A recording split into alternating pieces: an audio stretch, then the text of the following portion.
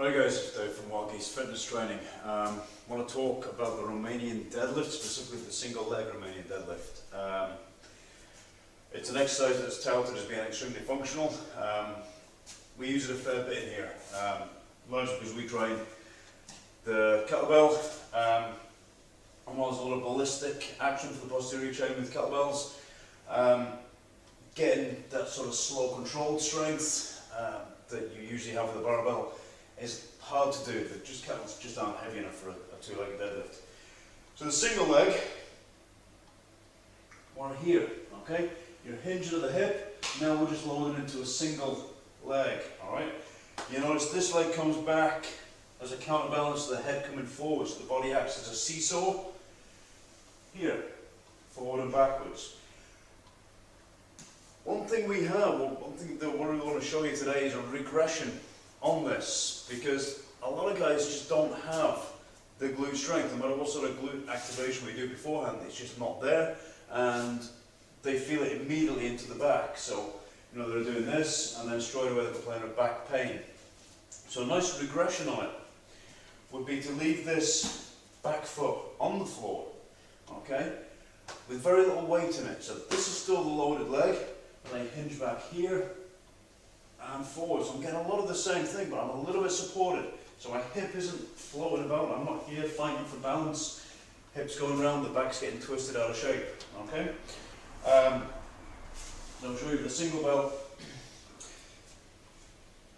So your progression would be, if I'm here, and that's my Romanian deadlift. If I just slide that foot back, now I'm emphasizing the lead leg, okay? Notice I just keep that heel up a little bit. I don't want to be planting into that. You know, I just want to keep that just resting on the floor. So I emphasize the front leg.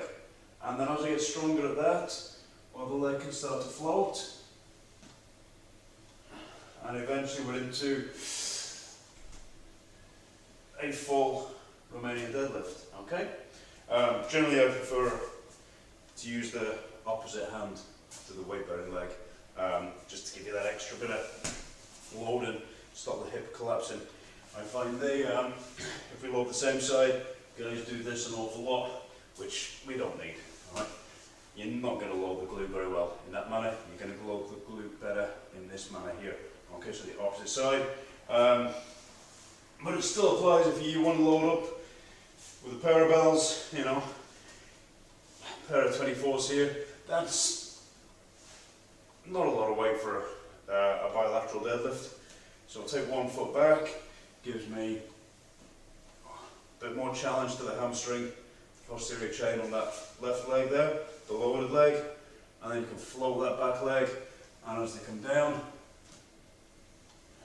we're there, okay? The bells coming down either side of the foot, and up, okay? Not reaching out in front. You don't want to end up out here.